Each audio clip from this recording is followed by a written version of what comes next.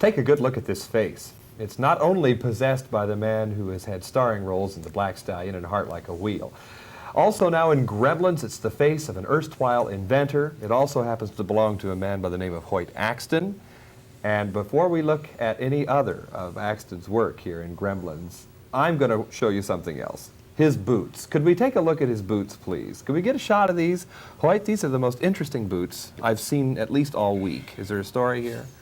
Yeah, I was down in South America, John, just a few years ago. There was a beautiful Aztec princess.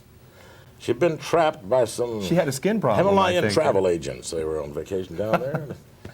Those are really something. These were a gift from a friend in Tennessee, and I have no idea what they are. They're snakeskin boots, I guess. Well, you certainly All I know is they keep the weather out. You certainly do travel around a lot. Of course, you still have your band, your composer, songwriter, performer, actor in the movies. Anything in there that's still your favorite, or you just want to keep doing them all as the years go by? Well, if I can get away with it, I'm going to keep doing them all. However, if you had to choose one, singing and performing as opposed to acting, which one? I'm afraid I'd have to sing. Yeah. Well, you know, music's been a part of my life since I was a child. I wrote my first song when I was 15. My mother was an English teacher. She co-wrote Elvis Presley's first million seller, Heartbreak Hotel, you know. Send my baby love me, remember that? And I've always loved music and always written songs. And recently we've heard one of your songs, of course, in The Big Chill. Oh, yeah, I wrote the song, Jeremiah was a bullfrog, yeah.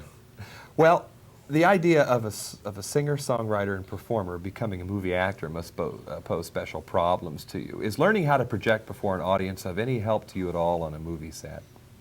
I don't know, I guess it must be. Something's working right. John, my attitude towards acting is the same attitude I had when I was a kid playing cops and robbers, you know. I mean, it's still that attitude. I'm not an actor. I'm not a trained actor. I'm just... Does it help maybe if you don't take it too seriously then? Ultimately, does that become an advantage? It helps me. No, yeah, that's not to denigrate anybody who has spent 30 years, you know, perfecting an art, the art of acting. I mean, I have a great deal of respect for those people. I'm just not a serious actor. You know. As far as the performer goes, why does your band call you Jabba the Hutt? Maybe I weigh 300 pounds, man, you know, and I'm from Oklahoma. They're just picking on me. Let's call you Jabba the Inventor now in Gremlins. You have all kinds of little gadgets that you work with. How would you describe your character, though? You tell me about it. I think my character is a nice guy. Tries hard. Tries hard. He's an inventor, as you mentioned. He just doesn't seem to invent things that anybody's interested in. But, you know, it's a lot of fun. Really had a good time, and I had a good time at the Inventors Convention. There were a lot of neat inventions there. You seem sort of surrounded. You have your little kitchen helper there, and yet you're surrounded by robots. Maybe a little bit out of your element, possibly? Quite a bit. Yeah, as a matter of fact, there is a line in the film, I think, you know, where I'm talking to my wife on the phone. I say, oop.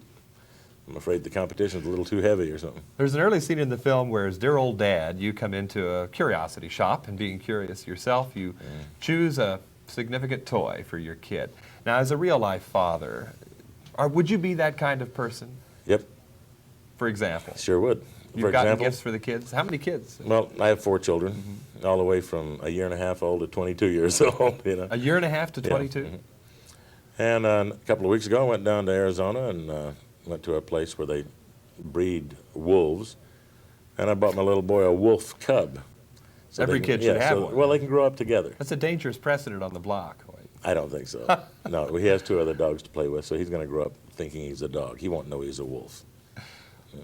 Where is your hat hanging now? Where is home? I have several homes. I have a place right outside of Nashville, and then I have a ranch in Oklahoma, cattle ranch, and I have a home in Lake Tahoe, California, on the California side of Lake Tahoe. Okay. Tell us some more now about Gremlins before we run out of time, because it is a mixture of what I would call some violence and some sentiment, and I'm wondering if you, as a parent of children of all ages, will have a special recommendation for kids. Well, I think if you're going to take a child under 7 or 8 years old, you should definitely, you know, a parent should take the child, okay? That's my personal opinion. You know, I think, so you can explain to them if there's something that bothers them, you can explain it's just a movie or say whatever you want to say. Well, because Gremlins is in part, I guess, a horror film. I think that's Gremlins fair. is kind of like E.T. with teeth. There you go. Okay.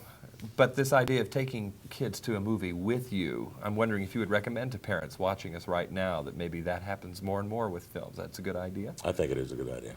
For example, If you're talking about a 7 or 8 year old child, you know, and it also depends on the child, what kind of grip on reality he has, you know. You know what I mean, Jeff? I think so. I'm still gripping. Well, I'm saying if the child has been brought up in a, you know, to believe in fantasy, if he hasn't been able, he or she hasn't been able to delineate between fantasy on television and the commercial, you know what I'm saying? If he doesn't know that difference between reality and fantasy, then I think that the parent should make that clear to him. I would think on the set of Gremlins, sometimes the difference must have been a little bit thin. What was life like on the set of Gremlins? It was great. By the time the film was, we finished filming the principal photography with, you know, the human beings and the little creatures. I believed in them. You know, I wanted to take one home and have it as a pet. I think people will enjoy the film. And the nice thing is that good wins out over evil, and I always like those kinds of films. Yeah, but how about working with the Gremlins themselves? Did that strain your patience sometimes? Not a bit. A lot of waiting while the technicians set it up? I had no problem with that. What a nice guy. Well, it was a good crew. Everybody was professional. They knew what they were doing. They were all good guys. But is it always that way shooting? No, it's not always that way. This is my 6th motion picture. I've been on a couple of films where there was a lot of grumbling and moaning and groaning and complaining. I didn't hear or see any of that on this movie. Hoyt Axton, what's on the horizon for you now? If not another outlandish invention, what else? Well, what? Movies or keep going. songs? Movies, television, songs. I have a new record I just finished called American Dreams, and it'll be out in another month or so. You know, same old, John. Even when this man talks, he sings. Hoyt Axton, who is the inventor, dear old dad, in Joe Dante and Steven Spielberg's Gremlins through Warner Brothers. Hoyt Axton, thank you so much. Thank you, John. This is John Tibbetts.